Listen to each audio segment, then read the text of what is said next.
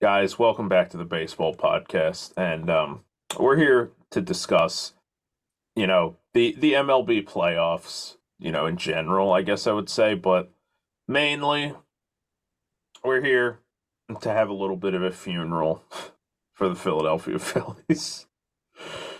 It was, it was not a good time to be a Phillies fan. It was a great time to be a Phillies fan, and then all of a sudden that just came crashing to a halt. And next thing you know, it's a terrible time to be a Phillies fan.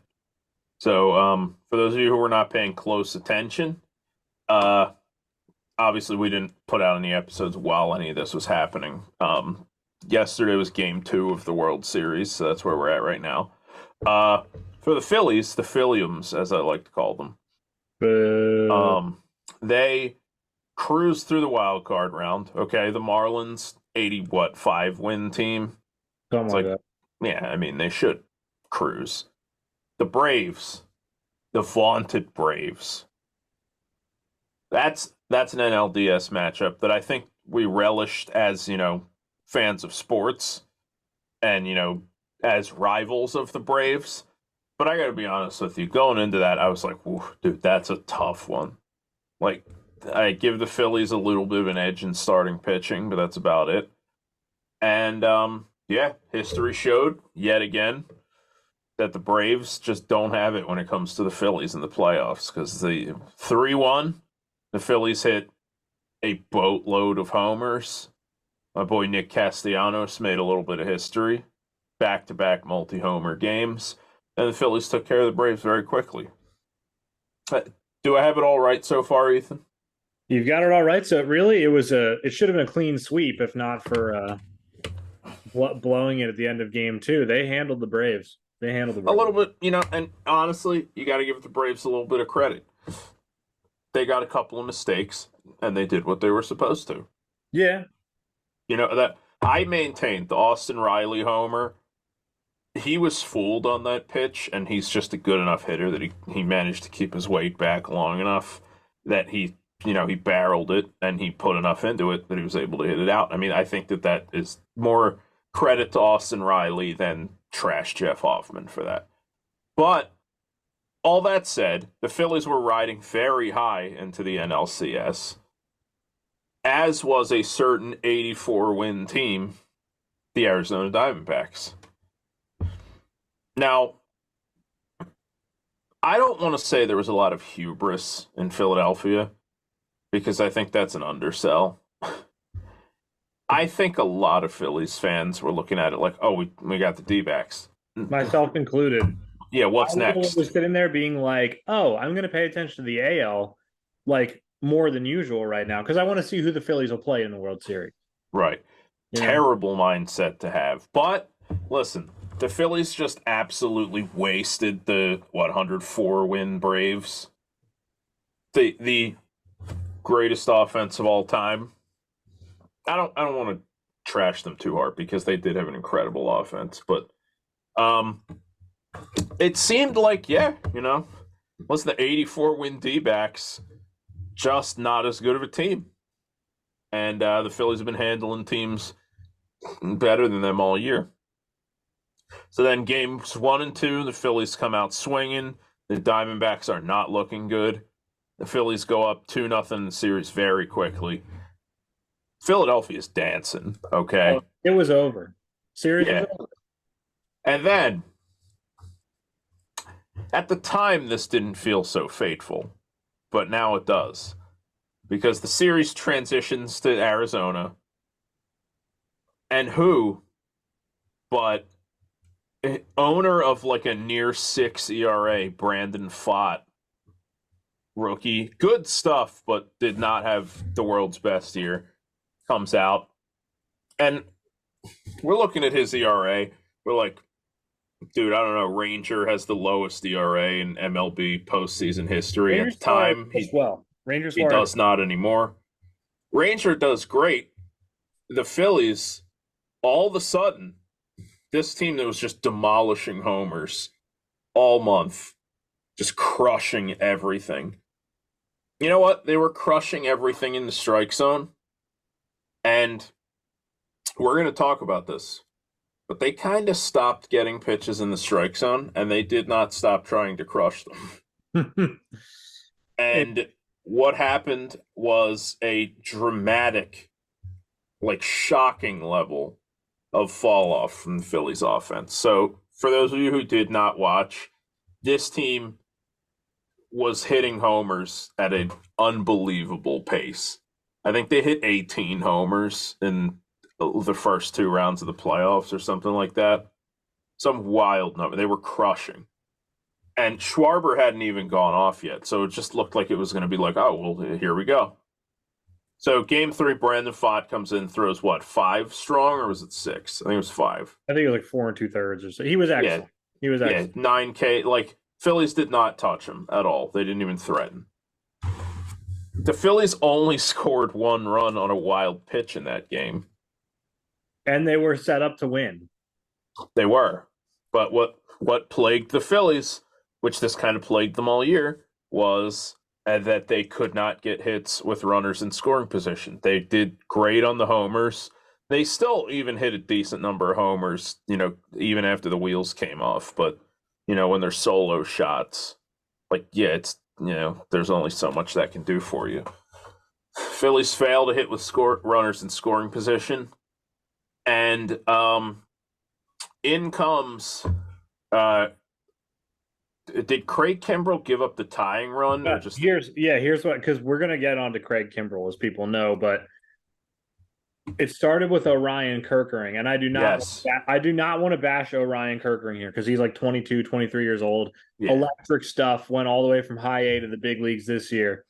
And I think the thing to keep in mind, because we're looking on it with hindsight going, well, Kerkering blew it, which he sort of did. But here's the thing.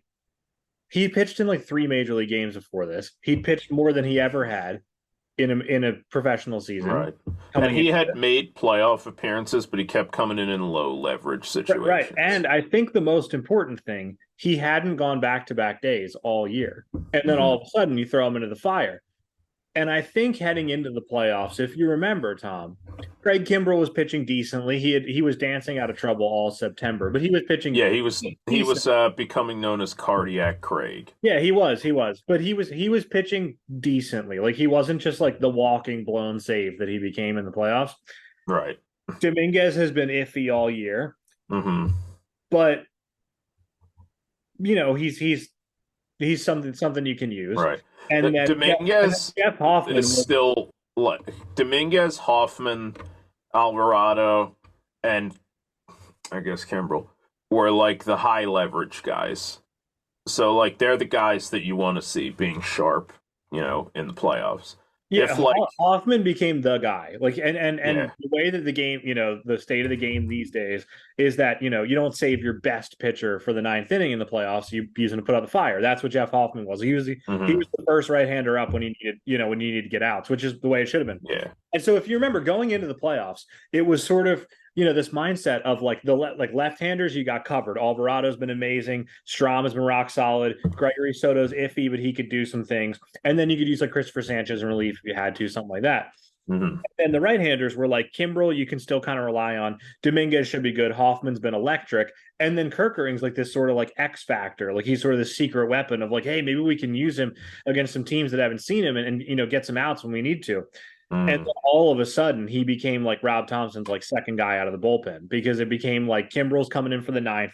Hoffman's the first right-hander off, out of the bullpen. And then it's like Kerkering, because you can't trust Dominguez right now. Right. Yeah. I don't Dominguez Thompson for that, because like, I don't know what a better way to do that would be, because Craig Kimbrell quickly became untrustworthy. Hoffman was Hoffman. He was amazing. Yeah. And Dominguez was iffy too. So like, I don't know what the solution here is, but this really, like, let's just get into it. This really comes down, like, my biggest issue with the Phillies in this series. I shouldn't say that, because the biggest issue with the Phillies is they stopped hitting. But like, it figured out all the flaws in the roster construction that have been covered up by the hitting up to that point. Does that make sense? So like the way that I view it is, the bullpen was electric just until it wasn't. You know what I mean? Until Craig Kimbrell just turned back into a pumpkin. I was listening to a Phillies podcast with Matt Gelb and this other guy today, And the way that he described it was he described it as the glass slipper of Andrew Bellotti, and that's exactly what it is. Like Andrew Bellotti was amazing last year, and then he just wasn't, and that's exactly what it's been with Craig Kimbrell. Like throughout the summer, he was actually pretty good. He made the All-Star team, and then he just turned right back into Craig Kimbrell. And so it's like Dominguez, you didn't expect to be this bad this year. He turned into like a middle reliever essentially. So like he wasn't trustworthy. You really only had Hoffman to go to when you needed to put out fire. And then the next man, and Alvarado. No, I'm talking about right-hander. Sorry. Oh, okay. But then it became really like the second most trustworthy right-hander, sort of, is like Orion Kerkering, because like Dominguez just walks way too many guys. Kimbrell just could not be trusted. Yeah. Like who else you got? Like you can't use Lorenzen, you can't use Taijuan Walker. You know what I mean? Right. So it's Orion Kerkering, and if you think about it, like they were blessed to have Orion Kerkering. Even like he didn't show up in the playoffs, but like he's 22 years old. Like what do you want him to do? Yeah. Like if Orion Kerkering hadn't burst onto the scene in the end of September, it would have been Kimbrell, Dominguez, Hoffman, and then like I don't know, like probably Lorenzen. Yeah, like Junior Marte or something. Like it wouldn't have been good. So like I can go on about roster construction for a little while because we're going to get into the outfield, but like, the Phillies, like this came down to it a lot in this series. The Phillies needed to do more of the trade deadline, and they just didn't. Like, okay, Michael Lorenzen was like kind of nice to have in the middle of the season. He was not getting playoff in it. He was doing mop up work. Like you needed to get a high leverage arm, kind of like Paul Sewald, who was shutting down the Phillies. You know what I mean? Right. Like really nice to have. But even that, like, okay, you don't need to get like the best reliever on the market, but you need to get a guy who like could do something, and that just isn't what they did. And then they could have used another bat, and they got Rodolfo Castro, who wasn't on the playoff roster. Right, Rodolfo Castro, who also is, he is in the most technical way possible a bat. I mean, I'm fine with Rodolfo Castro. Like, I think he's like a little bit intriguing, and they gave up Bailey Falter, who just probably was never going to pitch for them. Right, who doesn't matter. Yeah, so that's fine. Like, he's like optionable roster depth. That's fine. But I mean, do we just want to get stuck on this right now about roster? Because I want to go. Well, I mean, let's finish out the crash real quick. We can kind of fast forward through a lot of this, but long story short, Game 3, Orion Kerkering comes in, not effective, hands over the lead immediately, and then the Phillies continue to fail to score. They go to the 9th. Kimbrell loads the bases instantly, and new Phillies nemesis Ketel Marte got like his third hit of the day, walk-off single, and like, all right, 2-1, all right, fair enough. Game 2, Phillies get out to a 5-0 lead. They're actually like getting hits. What was that? Game 4. Yeah, sorry, Game 4. Phillies get out to 5-0 lead. Actually, like getting hits with runners in scoring position a little bit. Kind of moving the chains. Game 4. That was the Christopher Sanchez start, right? Yeah. So they go to the bullpen kind of early because Sanchez has not thrown in a while, and that's also just what the game is now. And the bullpen, they start off doing okay. They're holding the lead, but then the wheels kind of started to come off in the later innings, capped off by a very painful game-tying homer from Alek Thomas. And then, if you remember, after that game-tying homer, Topper left Kimbrell in to put, I think, 2 more runners on, which was that was like the one real mismanagement that I was like, me sitting at home can be managed. You know what I mean? Like Kimbrell doesn't have it, get him out of there. That was the one thing that I thought Rob Thompson was just completely inept, like during the season. I didn't understand that at all. But other than that, people like to place blame on the feet of the manager, saying like, head coach of football, same thing.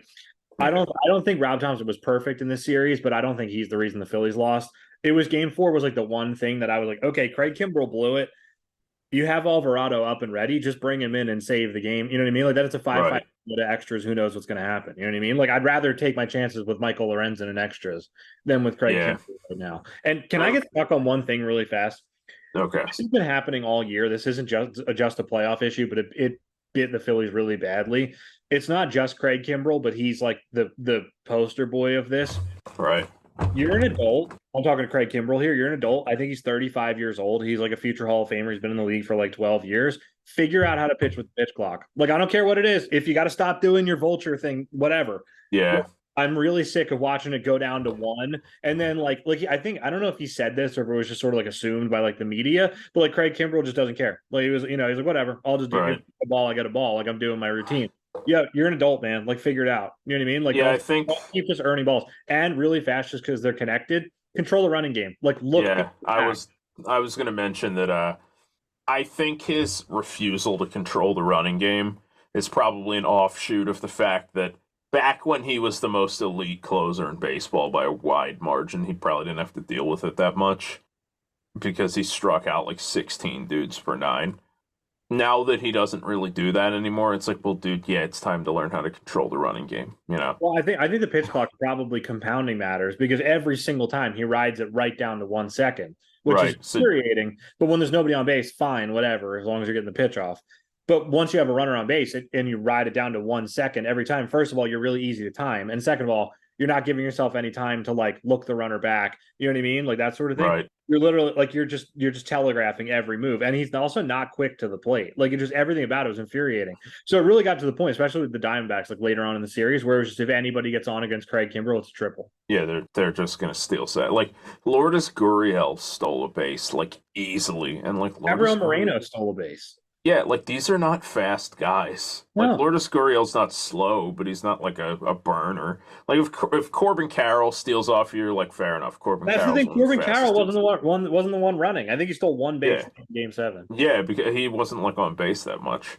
But I suspect that Kimbrel's issues are going to be all holdovers from, what dude, when you strike out two out of every three batters, like yeah, you don't have to get that good at controlling the running game because it's not going to come up that often. Well, but But that's he's like I'm not really particularly interested in why. Just do right, yeah. that. If you're a professional Well, athlete, you're an what adult. it comes Just down do to it. is like, yeah, you're a professional athlete, and also you're not that guy anymore. Like But it's Craig beyond dude, Kimbrell, even if he was that guy, like even if he did have like a 1.5 ERA and he was punching out everybody, it still would be infuriating. Like it's like yeah. you're like this is your full-time job. Like you have nothing else to Mhm. do Well, than then just then it get would be your more job. like fun and It would be more infuriating. tolerable, yeah, because Yeah, you're still like locking down every game and it were just annoying. You'd be like, Craig Kimberley, that's like, come on. But like when he's right. blowing games because of it, it's infuriating. But my point Hmm. is like you're an adult. Like this is your profession. Just do it. You know what I mean? Right. Yeah. It was the same thing with Nolo with the pitch clock earlier in the year. But Nola Like, made adjustments. Like that's why he yeah, was good in the playoffs. And I will say one more thing in defense of Aaron Nola. Aaron Nola was excellent in the wild card round.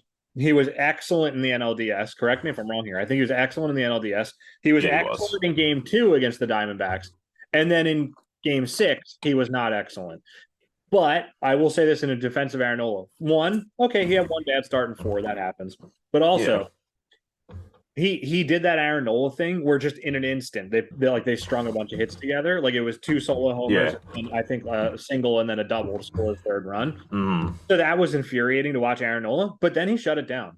Like that, yeah. like the regular season Aaron Nola, that snowballs, he gives up 6 earned runs and goes 3 innings. Like I think he went like 5 innings or something. Like I it think he went wasn't a good start. 4.1 or 2, Okay. and he gave up 4 because he did give up another run Oh, later that's right. An in the inherited outing. runner is scored. Yeah. So like it was not a good outing, and like yeah, he could have won them the game if he pitched better. But like that wasn't like a horrendous outing. The Phillies just had no chance. Like that came down to Right. like they weren't hitting still. You know what I mean? Like the Phillies should have put up. Yeah, yeah. That was a winnable game. Merrill Kelly just stymied them. Yeah, which we are getting to because so game 4, the Phillies bullpen blows it. The D-backs rally late. Gabriel Moreno hit a single off Jose Alvarado to score one of Kimbrel's, many base runners. So the D-backs win. Series is tied. Game 5, Zach Wheeler comes out, shuts it down. The Phillies get 2 homers. They get one from Schwarber and one from Harper. 3-2 Phillies. We're going home. We're like, dude, Riding I high. feel great about this. I feel great about this. The Phillies have been destroying at home, and they have been for like 2 years. Except, for that time that, they kind of fell apart at home against the Astros. But dude, But come even on. that though, you're like, hey, they ran into a buzzsaw Astros team. Yeah. They've handled everybody this season. They haven't lost in the playoffs at home. It's the bank. It's 4 hours of hell. They're Yeah. gonna be great. You're I got like, thoughts on this. Go ahead. you're like, dude, what are the odds that happens again? Come on. Come on. So the series goes back to Philly. Yeah, Aaron Nola does not have a good start in Game 6. He gives up 2 homers, gives up 4 runs. The Phillies continue to just not really score runs. We're going to Game 7. Game 7, you're like, okay, we got Ranger on the hill. Ranger has the best postseason ERA of all time now. You got Wheeler ready to go in the bullpen. Everybody's fresh. All right. All of our elite arms are on deck. Here we go. All we got to do is just score some runs. So naturally, the Diamondbacks refuse to let the Phillies have a clean inning at any point. They scratch across 3 runs. So the Phillies did have the lead on they get an Alec Boehm homer to tie it, down 1-0. And then Bryson Stott hit an RBI double, give him a 2-1 lead. And then the Phillies immediately hand the lead back in the top of the next inning. And the D-backs go up 3-2. But it's early. You're like, okay, well, hey, listen, this team, a 3-2 lead is effectively a tie game a lot of the time. Like, I would not feel comfortable with a 3-2 lead against this Phillies team at home. Unless it's Game 7 of the NLCS. Yep. Because the Phillies were just flat as all hell, and they could not get anything done. They have a bases loaded scenario. First, they have first and third with Castellanos up, who you're like, dude, come on. You're like, you gotta be due. Come on, dude. You're like, oh, for your last 19. Strikes out. Ugly strikeout too. Like he's not completely uncompetitive at that. Yeah, he's not getting beat in the zone. Like he's getting beat out of the zone, like everybody else was. So then Marsh, I think he walked to load the bases. So Johan Rojas comes up, and this is another one of those managerial decisions we want to talk about because we both at the time agreed. Like, I think you have to pinch hit for Rojas here. I got thoughts. Do you want to? Get right here? A little bit, yeah, because we're sitting there. It's like, dude, this is the best opportunity that you have to score. 2 outs, bases loaded. Sorry, Johan Rojas. Pache is a good fielder too, and we need the bat. Okay, we have to have somebody who's going to get a hit because Rojas was very badly exposed in the playoffs. It was very clear that you hit him with high gas, he's never going to hit it, which is what happened in the at bat. During the first 2 rounds of the playoffs was fine. Yeah, because they could eat that. Your offense is looking on all cylinders. You'll take the elite defense in center field, just the black hole at the plate. Like, it's okay. It's okay. But in this situation, like, you need to score there. And it's not like Rojas was just, pressing, oh, dude, he's hitting the ball hard. He's just hitting it at people or whatever. Like, he just had not hit anything. Even his hits were kind of big. It wasn't even like it was like, oh, they're just pounding him up and in with fastballs, and that's what's getting him. It's like he just couldn't do anything. And I'm not blaming him. He's like 22 years old. He was exactly what they needed when they called him up. He's been in center field. He actually held his own at the plate for a while until he got figured out. Like, Johan Rojas was above and beyond expectations. I'm not mad at him. But I think the only thing I'm mad at him about is he like hasn't learned how to bunt. And I'm not one of those old guys who's being like, I don't teach up bunting anymore. My thing is, like, if you've given up at the plate, like the Phillies have realized over the past few weeks, like Johan Rojas is just not giving you anything at the plate, and that's okay. Yeah. You got to be able to like sacrifice bunt in that situation because you just can't do anything else. Well, not in the situation we're talking about. Not this one in particular. Like all throughout the playoffs, he was just jabbing at balls. Like there would be like Brandon Marsh with nobody out, and he would just not be able to get the bunt. Like it was annoying. But the point, Marsh was on fire, and Rojas was an automatic out behind them. So it's like, it wouldn't be bad to bunt. But the point is, we agreed, right, that the obvious move there would have been to pinch hit Pache. No. The obvious, because there were a couple ways you could do this, right? You can. That's right. Yeah, you had to do the switcheroo. You can leave Rojas in and just take your chances and know you're not going to score the run, which is exactly what happened. Yeah, which we do know how that played. You can hit Cave. Jake Cave is bad, but he could get a hit. Whereas he's better than Rojas. Johan Rojas just kind of can't get a hit. So, like, that's what I would do. And then the Diamondbacks, I believe, had Joe Mantiply up in the bullpen, who's decent. Right. Probably anticipating that move. Right. So what they're probably going to do is, and then if they leave in Fott, then great, you got a righty and lefty matchup, take your chances with Jake Cave, which is what I would have done. If they bring in Mantiply, Then you can bring in Pache, who one, while not being great, is a better hitter than Johan Rojas. But then you brought in the platoon advantage, and if I remember correctly, he was like serviceable against left-handers. So what you're doing is you're taking essentially by through this series of moves, what you're doing is you're taking Johan Rojas, who's just a black hole right now. You're switching him either for Jay Cave against a right-hander, which is still not good but better, or you're getting Pache against a left-hander, which is still not Right. good. So like, And then if it's Cave, then you just put in Pache exactly after that. And the drop off in defensive center field is not great. Like it's sorry, what I mean to say is it's not a Not large. drop. Like yeah, Pache is still a very good defensive center fielder. So like I think probably Rob Thompson's decision making process was none of these options are very good. Like like Pache against the left hander is still not good. Cave against a right-hander is still not good, and Rojas against a right-hander is not good. So I'd rather keep my best defensive lineup out there. I understand that in the regular season. The way the Phillies have been hitting and the fact that it's game 7, you have to take like any small advantage you can get. And this is to say, Jay Cave probably still doesn't get a hit there. And Christian Pache, like, probably still doesn't get a hit there. You know what I mean? Like there's a very good chance that he does these series of moves, and we're still talking about them losing game 7 and not like cashing runners there. But then I do want to point out, by the way, this is obviously hindsight, but Pache did bat later in the game, and he did have a great at bat. He had an excellent at bat, which Rojas had very few of those in the postseason. Yep. He had even Cave at the end of the game. Spoiler alert. He didn't do much with it, but like Cave had a pretty decent at bat against Seawald to end the game. Yeah, I'm not mad at these guys. Like, I'm not mad at them for being on the right. Well, I'm just saying, like, looking at it in hindsight, and Rojas had a terrible at bat in that situation. They didn't score. Right. It's like, yeah, I mean, we do have guys who are maybe at least going to make the pitcher work for it a little bit. So I'm not sure why we didn't do that. Maybe you can draw a walk, maybe sneak one through the hole or something. The Phillies get a run, and then you got Schwarber up. You know what I mean? Like, yeah. I don't think the odds, no matter what series of events played out, were great, but you could definitely maximize them. And I think they failed to do that. I don't think this is a time where Rob Thompson lost them in the game, because it would be different if you had a good bat on the bench that he just failed to get. Like if they had Rhys Hoskins on the bench or something, assuming he can play. You know what I mean? Like if that were the case, that's the time, man. Yeah, that's a no-brainer. That's the time. You didn't have that. So it was basically Rob Thompson saying, okay, I have essentially like a 5% chance to get a hit with Rojas. I can do all these things, burn my bench and get like a 10 or 15% chance of getting a hit. He didn't think it was worth it. And honestly, the game, we're not even talking about it. Like, who cares? But this is what we do. The Philly season's over. I think all this, while as frustrating as it is sort of immaterial, because I think the game was lost on the Castellanos at bat.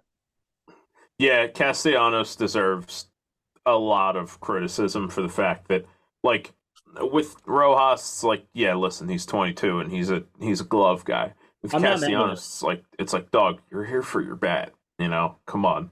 And also, like, what happened? You know what I mean? Right, yeah. Like, you were crushing it a week ago. He's always been a streaky player, and, that sort of thing does happen with guys like that. But, like, you can't be just chasing sliders in the dirt that at bat, which he was doing. And also, I still love Castellanos, but he visibly was overswinging on fastballs. On sliders, he was just waving at them because, he was getting beat. On fastballs, I think ever since he nuked that 100-mile-an-hour heater from Strider in the NLDS, like, he wanted to eat on fastballs, and he was swinging so hard. Like, his helmet's flying off and stuff. He's, like, spinning around in the box. Like, I don't want to come off as, like, the old guy who's like, choke up on the bat, go the other way. But it's like, dude, you got to cut down that swing a little bit. Like, Nick Castellanos, like, dude, you can drive the ball the other way just fine. Like, you don't have to be hell hacking to try to hit an 800-foot grand slam. Like, just drive it somewhere. It's going to be fine. Right. And also, don't swing at balls. But, look. But what do I know? Yeah. Like, obviously easier said than done. But, yeah. I mean, long story short, the rest of it. Two moments in that inning that really, one by Castellanos, which is a Castellanos failure, and that Rojas at bat, is a little bit of a management failure. I get that he kind of rolled the dice to keep the best defense in there, but I mean, it's hindsight. But even at the time, I was not confident that That was going to work out. that's my barometer for judging sports, because there are plenty of times where you can look back and analyze anything that didn't work and say, Right. oh, you should have done. Like, my barometer for if a manager or a GM or something is bad is if I'm out thinking you're doing something wrong. Hmm. And that was the case. The, Like, the Girardi effect. exactly. Like, you and I Yeah. were sitting there on the sofa watching this game and being like, I feel like I pinch hit Jake Cave here. You know what I mean? And Yeah.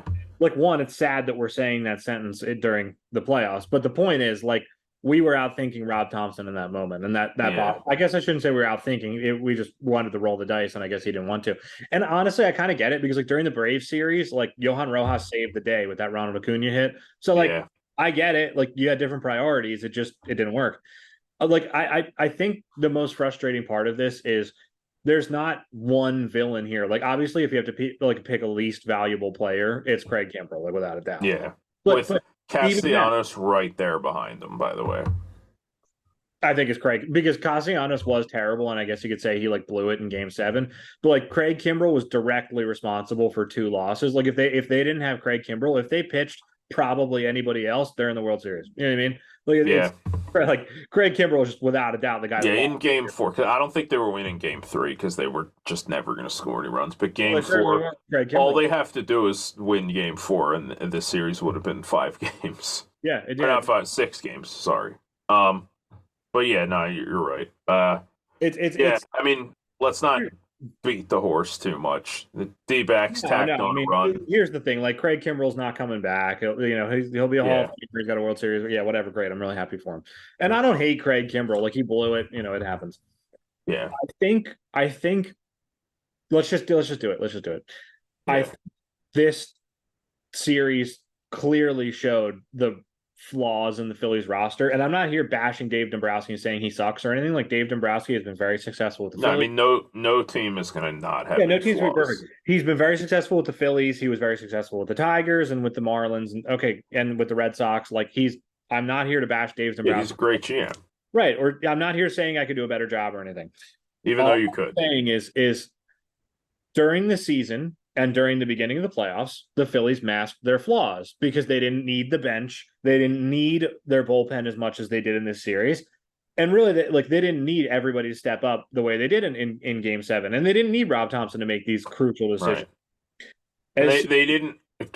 Also, another thing they did not need was they did not need to do anything other than like swing for the fences because they were hitting so many homers. That like the concept of like manufacturing runs, which a lot of the time is a little stupid to talk about, like over the course of the regular season, but like especially in like Game 7 situation, like. I mean, you watch the Diamondbacks do it. They manufactured anyway, four. get it. Yeah, they manufactured 4 runs in that game, and that was all they needed. Like Right. the Phillies showed zero ability to do that, or just get hits with runners in scoring position, Right. which is another thing that they papered over with homers in the regular season because they struggled for a long time to get hits with runners in scoring position. Later in the year, they started hitting a ton of homers, and some of them started coming with runners in scoring position. So that is a hit with runners in scoring position. But like this team, it lived and died by the homer, which I don't have an inherent problem with. But yeah, that papers over even the offensive flaws that the team has. In addition to the bench is not deep, and the pitching staff has some holes in it.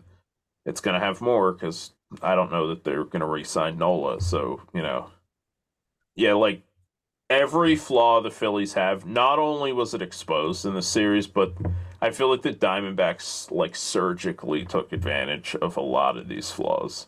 But definitely offensively. Like, I think pitching, their plan worked, as you know what I mean? Like, their starters did well enough, and then they have like Yeah. that three-headed monster. And I think that was more the Phillies dropping the ball than it was the Diamondbacks pitching outclassing them. But like offensively, like the Diamondbacks just made the Phillies pay for every single mistake. You know what I mean? They'd get like sort of a meaningless single with one out, and then it would just become a run. You know what I mean? Yeah, and like sometimes it would be like a wild pitch. Like JT got a little sloppy behind the plate in a couple of games, and they led to runs.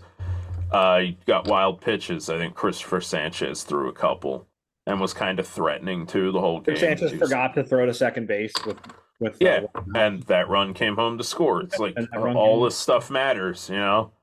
And like the Diamondbacks generally did not make stupid mistakes like that.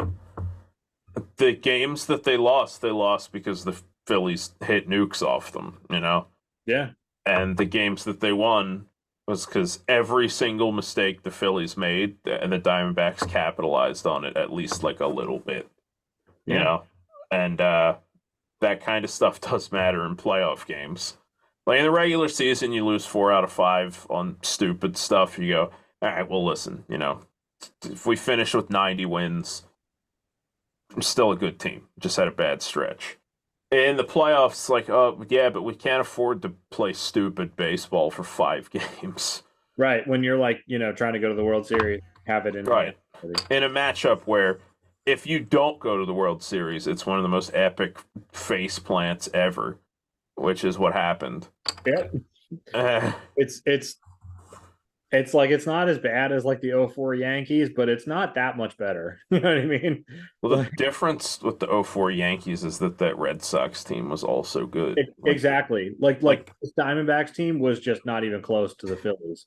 Like I don't want to trash them, obviously, because you know they beat us, and you know last night they smoked the Rangers, but like. I mean, they won 84 games. I think they were leading the division at the All-Star break, and then they almost missed the playoffs. Yeah, they fell apart. Like their second half was brutal. Like, I mean, this should have been the most beatable team that ever made the playoffs. And they got hot, and the Phillies, they got cold and also started making stupid mistakes, and they blew it. Another thing I want to talk about, which we have talked a lot about how the Phillies offense went cold. I want to talk about how they went cold because I think this is generally an avoidable problem. And like, yeah, again, I've never faced major league pitching before, but it wasn't the whole lineup that had this, but I think it was Turner, Castellanos, and maybe JT, or it might have been Stott, but all of these guys were chasing, but I think those 3 guys had a chase rate north of 50%, which is disgusting. I'm like, that's horrifying. Like, it doesn't matter who you are, you're not going to do anything if you chase 50% of pitches. And we saw a lot of good examples of that. Like, Turner came up with Schwarber on second, and he swung and missed at 3 straight sliders out of the zone. Just like, come on, buddy. We saw a lot of that from Castellanos. JT was getting burned on fastballs that were not even remotely close to the strike zone. Yep, that old head-high fastball. Yeah, like, dude, you're not going to... It doesn't matter if that's 60 miles an hour. You're not going to do anything with that. You know? Like, so, like, the chase rate is just brutal because like they were all doing it, and you know, like Alec Boehm obviously struggled this postseason, but what happens is because you have all these guys chasing and just getting themselves out nonstop, the 2 guys who kind of aren't, Schwarber and Harper, the Diamondbacks just pitched around them. Yep, like you could see it all the time, like just intentional walks. If they came up with anybody on, they're like, okay, don't throw them anything. Just walk them. They did the same thing to Marsh because Rojas was on deck. Yeah. Yeah. So, like you saw, you know, again, this is another Phillies mistake that the Diamondbacks, like, surgically took advantage of because everybody who was hitting, they were like, okay, well, just don't pitch to them because all these other guys are just swinging at everything. And it's like, I obviously, like I said, I've never hit off major league pitching, and yeah, I would probably chase like 70% of pitches. But like, I also, am not a major league caliber player. I feel like it's like, dude, can we just lay off some of those pitches? Like Turner and Castellanos, especially, and to a lesser degree, Real Muto. Like some of these pitches are just they're balls out of the hand. and non-competitive. Yeah, like some of these guys have dirty stuff, like especially like Fott has really good stuff. Like that's why everybody has such a good opinion of him. But like you're getting sliders like 7, 8 inches off the plate. You get sliders in the dirt like Castellanos is getting pitches that are balls out of the hand and he's waving at him. It's like, oh, like come on, just leave that down there. And you know what? You leave a couple of those down there. If you're in a hitter's count, you They might have get a to come back in the fastball. zone. You Yeah. might get a fastball.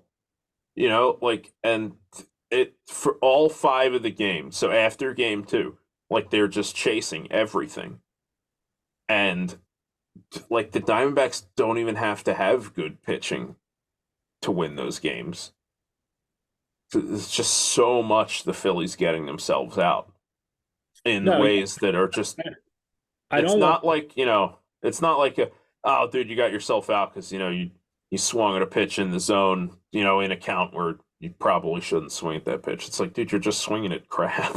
Yeah, so you're just going up there like letting it eat. It's like I don't want Yeah. to take away from the Diamondbacks because like, hey, congratulations, you guys have a great chance to win the World Series, and nobody ever thought it Right. would happen. Awesome, like I'm really happy. I Well, really don't and I have mean, animosity, like it's not taken away from them. Like you but capitalized on but mistakes yeah, that a better yeah, that's team the made. thing. That's the thing. Like, congratulations. Like, you guys play like it. That's exactly what they needed to happen to win. Like, the Diamondbacks needed to play like almost flawlessly, and the Phillies needed to play poorly, and that's Right. what happened for 4 of the games. Right? Like the Diamondbacks Right. were torched in games 1 and 2, but like they came back and they executed really well, and the Phillies fell apart. But it's like the Phillies lost themselves that series. Like if the Phillies are playing even remotely well, they win. You know what I mean? Like Yeah.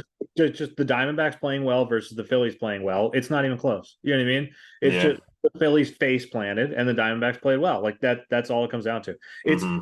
it's infuriating because the Phillies like do this sometimes and like they did in the World Series last year, but that one you could Yep. experience more because you were like, oh, this is an elite team. Right. And the Astros also did that to everybody that Right. postseason. If the Phillies had done this in the NLDS against the Braves, it would have like yeah, it would have like sucked still, but it would have been like, hey, the Braves are the Braves, that's Yeah. what we do. But like the Diamondbacks, you let this happen. You know what I mean? The Diamondbacks have two starting pitchers, and then they have a rookie who is going to go like 4 innings, Right. who And also, by the way, is excellent. Gallen was the Diamondbacks' worst pitcher in the Yeah, playoffs. Gallen was bad, and he was their ace. Like the Phillies were handed this on a silver platter, and this fell apart. But I don't want to go all WIP and just start freaking out about it. I mean, that's what we're doing. But like, Well, yeah, I mean, look, it that's what we're bears doing. discussion. No, yeah, yeah. It But I'm saying has like to I be don't want talked to about. freak out and just be like, you guys blew it, you're chokers, even though that's exactly what happened. Right. Like, Yeah. I mean, that is true, but yeah, like I like can I bring something up? I'm going back to roster construction here, but I want to yeah. know, I want to see if you remember this.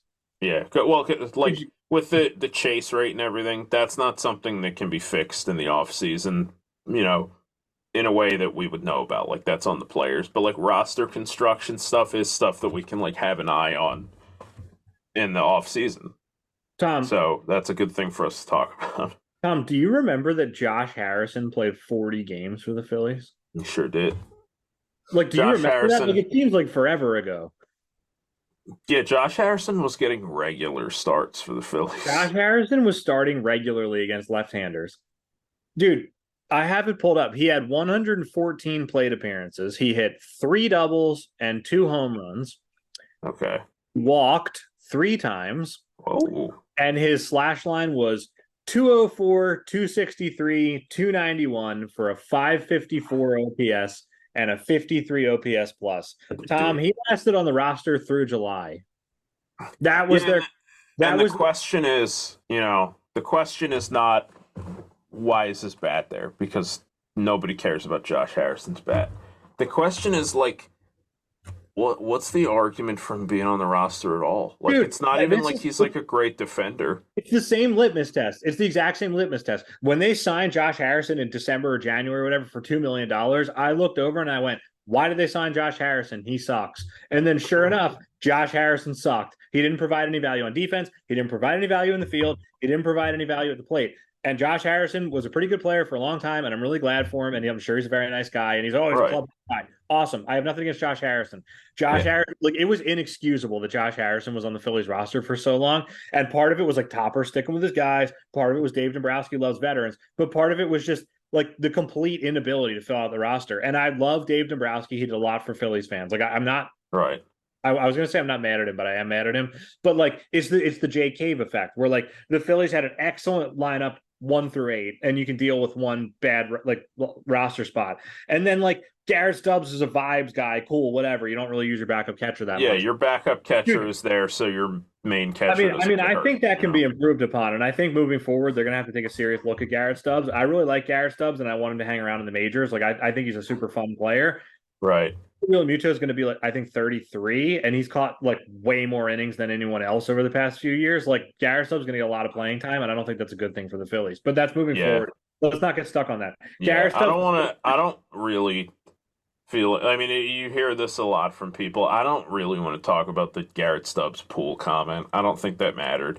I think that was hubris. But no, I don't care. I yeah, have I no don't think problem with that Garrett mattered. Stubbs. Garrett Stubbs was pretty much like immaterial this season. He didn't really get any playing time. He was bad, and it didn't matter. So like that's Right. fine. Yeah. I'm fine with Garrett Stubbs. Sosa is what he is. Like he can run into one. He has like a little bit of pop against left-handers. Right. He's really fast, and theoretically, he's a good defender. He was bad at third this year, but like let's give him. So like my problem isn't with Edmundo Sosa. Like he can play a lot of different positions, and he's fast. Okay, great. Right. Dude, Jake Cave. Like it's the same thing as Josh Harrison. I'm not mad at Jake Cave. Like I'm really happy that he's getting major league checks. Like great for Jake Yeah. Cave. The fact that the Phillies went in and like okay, you bring him into spring training and he plays really well. And you go, wow, like maybe we have something here. That's fine. You do that with guys all the time. And then he cashes triple, I think like a 1,200 OPS or something, like through the first month in AAA. And it was like, wow, maybe they have something here. Dude, Jay Cave, like you got to be able to pull the ripcord really fast on Jay Cave, and they just didn't do it. Like if you want to give Jay Cave a shot in April and May and see if he has something, fine. But like, and like I understand Derek Hall was supposed to be like their big lefty bat, and he just sort of like fell apart. But like, dude, Jay Cave. Like we all know what Jay Cave, he's bad at baseball. Like I understand that if he's like your fifth outfielder, like optionable depth guy, and you want to bring him up someone that's hurt, fine. Dude, Jay Cave was on the playoff roster. Yeah. Like Jay Cave was like their number one pinch hitting option from the left side. Like that's inexcusable. Like I think what it comes down to isn't having Jake Cave because, like you said, you know, he had a great spring training. He was killing it in the beginning of the year in AAA. Yeah, the roster got exposed a little bit because Hoskins got hurt and then Hall got hurt. And then he was bad when he and Harper was out in the beginning of the season. So, like, yeah, there's going to be depth guys. Like Clemens is going to be getting a lot of playing time and all that type of stuff. But then, like, those issues start to clear up. Harper comes back. You know, Johan Rojas emerges. And it's like, yeah, I get keeping Pache because, you know, he's a good defender. And, like, yeah, you need a good defensive guy in the outfield because if somebody goes down, you want somebody who can at least kind of do something well. Like, Jake Cave is either redundant or worse than, like, everybody on the roster besides Josh Harrison. But here's the thing. Like, stashing Jake Cave in AAA, I think is fine. And calling him up, like in an emergency, like at the beginning of the year, you're down Hoskins, you're down Harper, you're down Hall. Okay, fine. Jake Cave, next man up. Like, I hated watching it, but like, that you got to do what you got to do. Right, you're scrambling. I get it, dude. They had up until the trade deadline to go out and get literally anybody. Like, they could have gotten anybody, and it would have been better than Jake Cave. And if Jake Cave's the last guy on your bench, if Jake Cave's like the first guy cut for the playoffs, I'm fine. Yeah, fine. Who cares? Like, I don't like Jake Cave really as a baseball player in general, but like, fine. Okay, fine. Dude, you're not gonna like all 26 guys on the roster. Like, first of all, they knew they had a black hole heading into the playoffs in Johan Rojas. If you want to go with like Sosa and Pache against left-handers and like hope you can work something out, I don't love that, but fine. You mean like there's something there, right? Dude, Jake Cave cannot be taking meaningful at bats in the playoffs, and when you roll in with a center fielder that just can't hit, which I'm okay with. But like if you're rolling with a center fielder that can't hit, you have to have somebody who can handle both sides. So you have the left side covered with Pache. You have to have somebody who can hit right-handers. Jake Cave's not that guy. Right. You know what I mean? Like this is a failure to acquire talent. Like that's what it comes Yeah, down. and the Phillies, I get that they didn't want to trade away like good prospects because Painter's value was too low because he's injured. You know, they like Abel and McGarry and all that type of stuff. Like, yeah, they want to hang on to these guys, but like, you don't need to go out there and get somebody awesome. You just No, need to you don't go have to out get there. Minnesota. Dude, I would have taken Jace Peterson from the A's. Yeah, Like you just go literally out there, anybody. just go out there and get a left-handed bat who's not useless against righties, and you have an improvement. You know. Yeah, that dude, that's exactly right. I actually want to pull up. I want to see if Jake Cave even hit righties well because I don't think he did. While you're pulling that up, Pulling up his splits.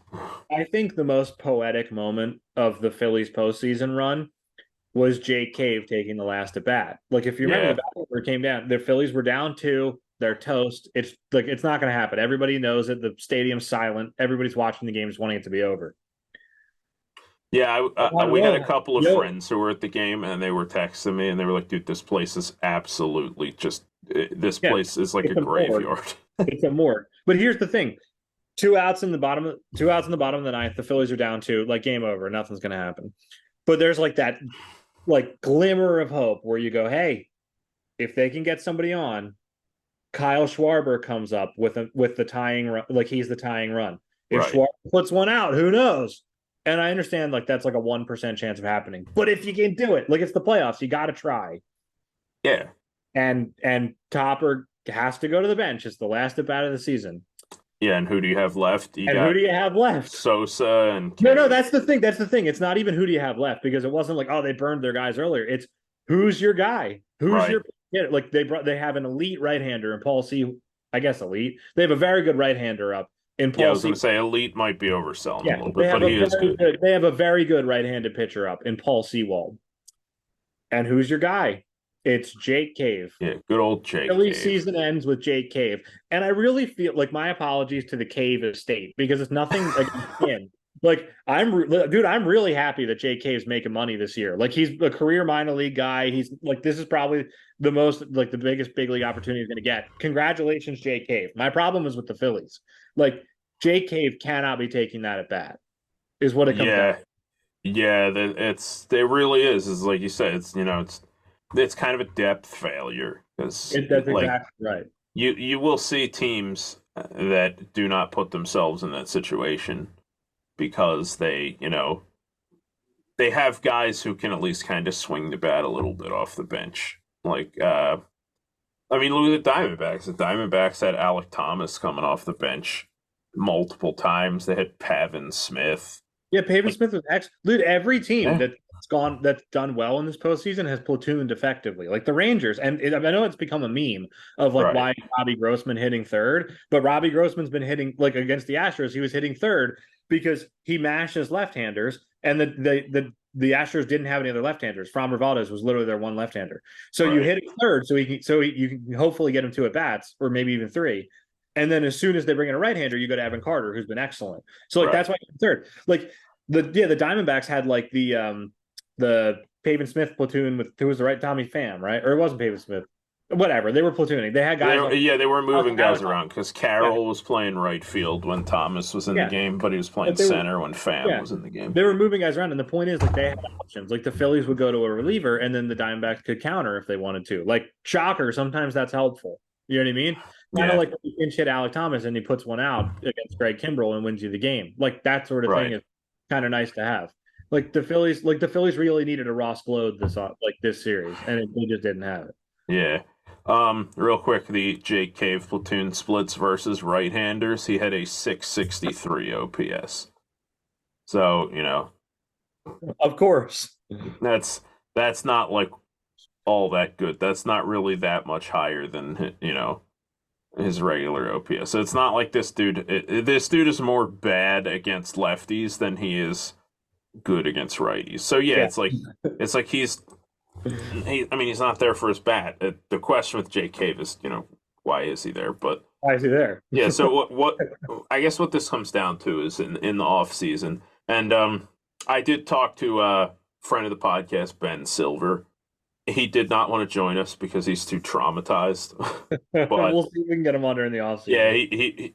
we will be inviting him on to talk a little more about the Phillies offseason, but we'll talk about it a little bit here because what the Phillies need to do is, they need to address these holes, which to Dombrowski's credit, he is pretty good about that. Like the Phillies bullpen was a weakness last year, and this year generally it was a strength. I think they had like the third best bullpen in the league. It was a Something like strength. that. It was a strength. Like one guy fell apart when it counted, really. Yeah. But it was a strength. So I mean that's good. We went out and got traded depth guys who aren't that good for Gregory Soto, who Gregory Soto's not that good.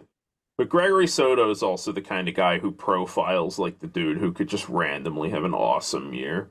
Also, they didn't really give up anything to get him. They gave him Yeah, a ton. So, like, if Gregory Soto is like your third most reliable left-hander, like that's fine. You know what right. I mean? They got Jeff Hoffman. They I mean Kimbrel as much as Kimbrel blew in the playoffs, but like they addressed these holes so that I feel good about the Phillies addressing their issues this offseason.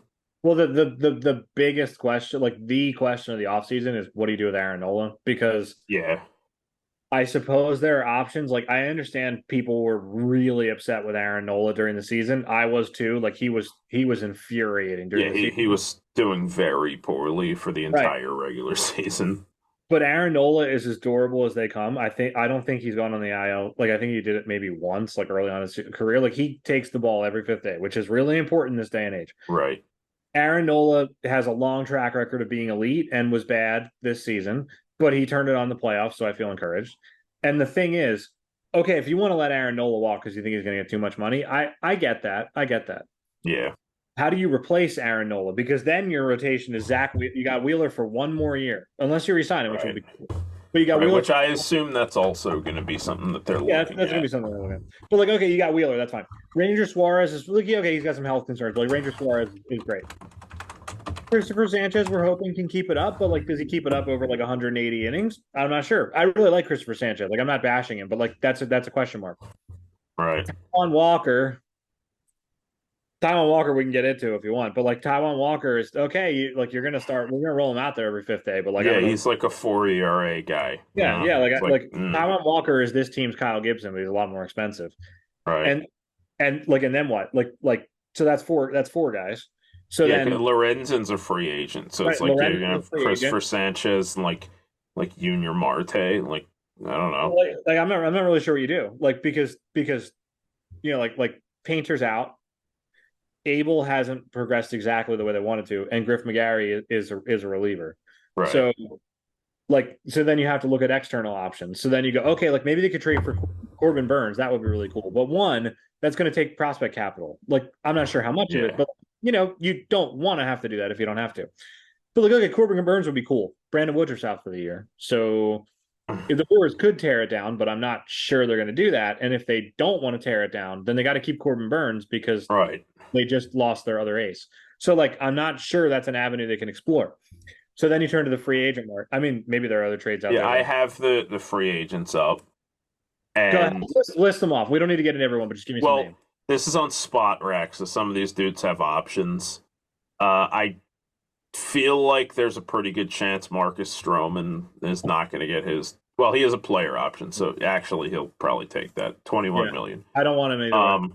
Otani, not really an option for the Phillies. He also Otani can't- is even if they got him, he can't pitch next year. he's going to get a giga contract, so he's Yeah. not an option for the Phillies. Yeah, and he's not going to pitch. Kershaw, I don't imagine will I sign feel like anywhere Kershaw but the retires Dodgers. or is a Dodger. Like Yeah, he's going to be a not Dodger. an He's going to be 36 next year, so Yeah, you're not an starting to run out of Clayton Kershaw. next. Hyun-Shin Ryu, not very good. See, like that's the kind of signing where, like, if you want to bring him in on a 1 year deal or something, I like that. Right. But like, it's not a reliable. Yeah, go Right. ahead. Charlie Morton has a club option, which I don't know if that will be declined or not, but he's also going to be 40 in like a month.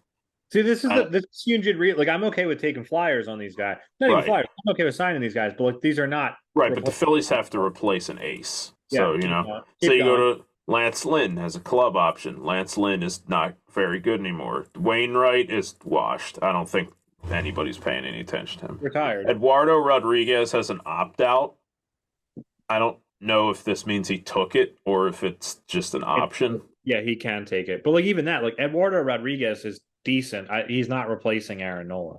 Like Yeah. that's a step down. Keep going. Arias, I don't know what the Yeah. Arias status is. Yeah, That's that's a the weird best one. situation. Kyle Hendricks is not an ace, has a Yeah. club option. Ross Stripling has a player Uh, option, which I expect he'll be taking because that's free money for him. Andrew Heaney has a player option with the Rangers for 13 million, which yeah. is kind of low. He might not take that. It doesn't matter. Andrew Heaney's Yeah, he's not that good. I mean, Alex Wood, Mike Clevenger has forgotten how to pitch. You're I mean, missing one. You're missing one huge name that I'm really hoping the Phillies don't get.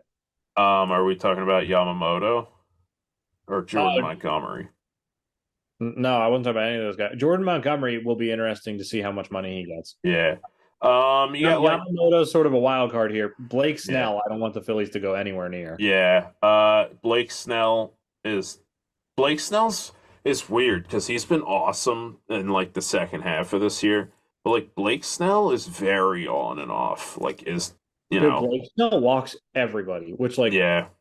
that's not gonna work. Yeah. Like, I feel like I maybe wouldn't mind seeing the Phillies take some sort of flyer on like Lucas Giolito if it's not expensive. here's what I'm getting at. Here's what I'm getting at.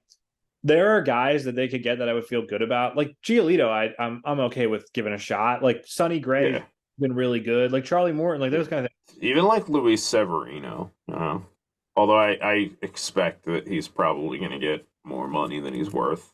That one I'm not sure about. But my point is like there are options out there that you could get that if you lost Aaron Nola, you can look at it and go, yeah, I still feel good.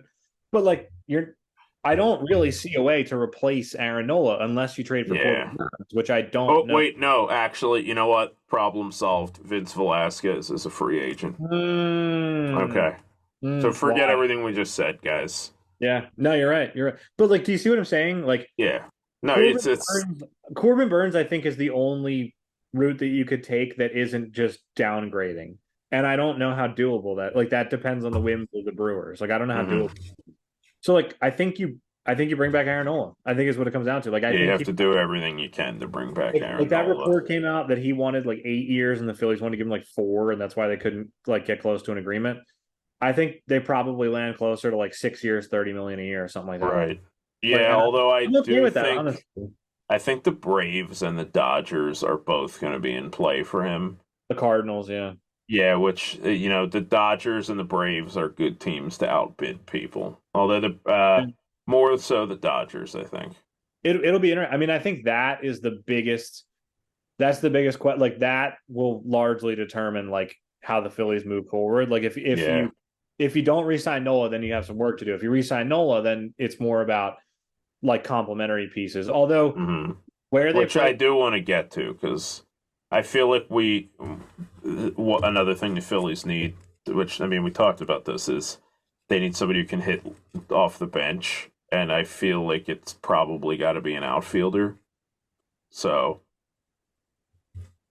yeah, like the way I view the Phillies bench, I do think they need to move on from Garrett Stubbs. As much as I hate to say it, like I really like Garrett Stubbs. I think he's super fun. I don't think he fits what the Phillies need right now because I do think the Phillies need a capable backup catcher. And I just don't think Garrett Stubbs is that offensively. And I'm not sure how doable it is to get an actual like good hitter. But I would not be surprised if JT Realmuto plays like 110 games. You know what I mean? Because yeah, he's logged so many innings. he'll Like probably get some DH starts, I would imagine. Although, I mean, that's going to be Schwarber. it's going to be crowded because they have Schwarber. Like, I'm not sure where they're going to play Harper. Who knows if they bring back Hoskins? But my point is, like, I think JT Realmuto will not be catching like every single game like he kind of has. So I think they actually need to get like a player that you can slot in there and not just like wave the white flag on his at bats. But that we'll figure out. Yeah. Yeah, so your free agent catchers who are realistic, you're probably looking at somebody like Francisco Mejia or like Tom Murphy, maybe like Kurt Casale. I feel like Tom Murphy is like kind of interesting. I think Tom Murphy has had some decent years with the bat, but I'd have to look at it. But like the way I view the Phillies bench is like you have your backup catcher, whether that's Stubbs or somebody else. That's okay. It's a catcher. yeah, And then you have like I think Edmundo Sosa should stick around. Like I think he showed enough that he has value in the major leagues. He was really yeah. badly overexposed when they started starting him when Bohm was at first. But like, okay, let's not do that again. Let's play him like one day a week and see if he can still do it. Pache, I think, should hang around because he can handle all three outfield positions very well and he can run. And he Yeah.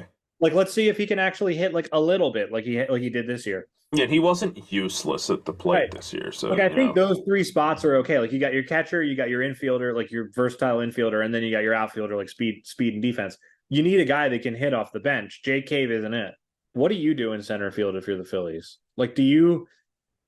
I think it's pretty clear Johan Rojas should probably start the year in AAA. Like nothing against him, I just think he's been overmatched in the majors, and I don't know if he can yeah, really he needs to yeah, brush up on yeah. his hitting. I mean, So like, do you do Brandon Marsh in center again? Because like he's not good in center. Like I think he's very good in left, and I think he's playable in center. Like you're not like torpedoing your team, but like it's not it's not good. I mean that would maybe open the door to bringing back Hoskins. I mean, you'd have to make Yeah. it work, Then but then you're doing this. Yeah, I think that does kind of work because then you're doing like Hoskins at first base maybe half the time, Schwarber in left field half the time, like Harper at first base half the time, and then you sort of rotate the DH around those three. Maybe Harper gets some time in the outfield if yeah, he's that's what I would assume would happen. yeah. So like you can make that work of sort of piecing it together, or the Phillies could go out and get a guy that can handle center field. They could get like Cody Bellinger maybe. I'm not sure if I want them to do that.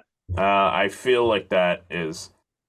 I would rather see them try to develop Rojas than just punt and go buy somebody. I mean, maybe that's just Well, I think that's then just you me, trade. but I think then you trade Rojas. Like I think Rojas has trade value. I think then you probably trade him for something. yeah. Um. I don't know if I like that plan to be honest with So you. we're at the 10-minute mark. Yeah, What I do want to let's wrap bring this up up. real quick is somebody I'm seeing on the free agent list for for outfielders who I think might be a little bit interesting as like a guy off the bench is Travis Jankowski. Oh, former Phillies great. Yeah, I feel like bringing him back may not be the end of the world. Robbie Grossman's gonna be a Wait. free agent. Wait, why do you want Travis Jankowski? I thought he sucked. Well, yeah, he's a lefty and he hits better than Jake Cave does. I mean, Wait, does he? Did you actually know that? Because in yeah. my head, Travis Jankowski is a really bad hitter, but I could be wrong. Yeah, a little bit better. I mean Grossman's there. I'm not looking at his splits though. I don't know if he like hammers righties and he's just useless against lefty. But like there's guys on here that you could get to try to like improve a little bit off the bench. And Yeah. I do want to see the Phillies, make moves like that. Like I don't want to see him go after Jung Ho Lee. No, I don't think that really. That's too big of a move. I mean, I mean, you could I maybe think take a look at Eddie Rosario. I mean, he crushes righties. He's probably a little expensive to be a yeah, bench he, bat, he but might land a starting job somewhere. He might like yeah, I sort of see him as like an Adam Duvall type of like he would be perfect for the Phillies, but he's yeah. probably in a 1 year deal to start somewhere. hmm but yeah, I mean, like the point that we're making, which we have belabored at this point, but we want to see, in the offseason, we want to see the Phillies address these holes that were very badly exposed by the Diamondbacks. I wouldn't mind seeing them. I mean, they're going to have to. They're going to have to reinforce the bullpen again because you got Kimbrel walking. You don't know if Hoffman's going to be as good next year. And it's just the whole thing of just like relievers are volatile. Like Dominguez was Yeah, like the best reliever in baseball last year, and then he wasn't good this year. Like right. you always need to add. Like, can I say one thing before we call it quits? Yeah. I do want to end this episode on sort of a positive note because I'm just as mad as everybody else, and I think the Phillies blew it. And I Would do you worry. say that you're mad as hell and you're not going to take it Yeah, anymore? yeah, I am. I wish we had a drop of that, but like I think there's a chance that this was the Phillies' best chance to win a World Series in this era, and they blew it because like they were set up to have a pretty good World Series matchup. Like I feel like they match up really well against the Rangers, and they blew it. However, with that in mind, I'm dooming. With that in mind, Right. the Phillies are largely the same team. Like Zach Wheeler will be a year older, but I'm confident in Zach Wheeler. We'll see what happens Yeah. with Nola. You know what I mean? Like they might not have Nola. Real Muto, I think it's safe to say, is exiting his prime. Would you agree? He was not as good Yeah, this he's year. starting to Yeah, decline a little bit. he's no longer the best catcher in baseball. He's still a good player though. So like, let's hope Yeah. let's hope he hangs on. Other than that, it's the same. You know what I mean? Like first base, we'll see if Harper sticks around, see what they do with Hoskins or something. Stott is getting better and better. Turner, you're hoping will be Trey Turner. Right. Bohm, it seems, is what he is. But if Bohm is another 100 OPS plus guy, that's not the end of the world. Marsh took a big step forward this year. Schwarber was Schwarber. And then Castellanos was very good this year, despite his disappearing Right. in the playoffs. Yeah, until the playoffs, Right. but And then the rotation is like you got Wheeler, Suarez, Christopher Sanchez took a big step forward. Taijuan Walker eats innings, fine. And then the right. bullpen has been like was very good. So like the Phillies will be a very good team next year. You know what I mean? Like it's Yeah. annoying and they got some work to do in the offseason. And I like they totally blew it this year. Right. But And the something that you can take solace in is that if you're even like a halfway decent team, it's pretty easy to make the playoffs now, with three yeah, wild card spots. Like the yeah. division is probably out of reach. Like the Braves are just too good.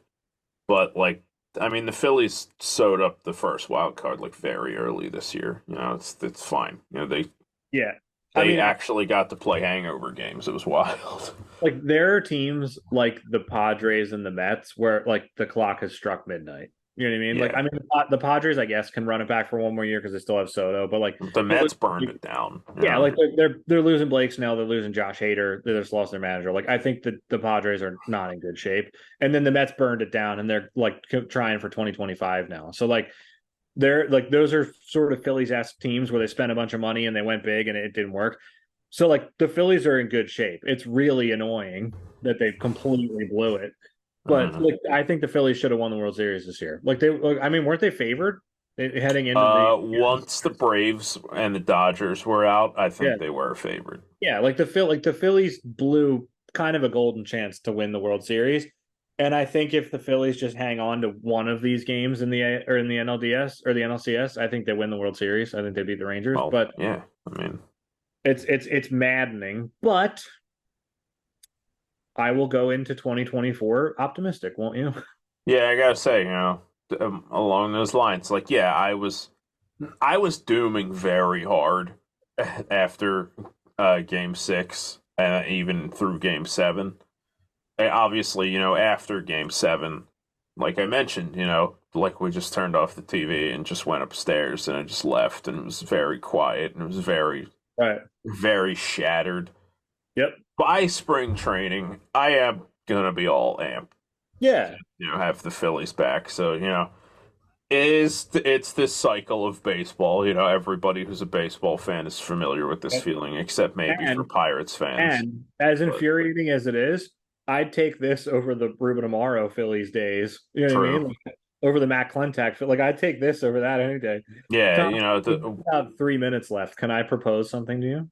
yeah, Can we play a quick in honor of the Diamondbacks? Can we play a quick Diamondback specific Elmer Descends? Like one or two Diamondbacks, rounds? Diamondbacks specific Elmer descends. Yeah. Speed round. Yeah, like one or like let's see if we can fit in two. Okay, all right.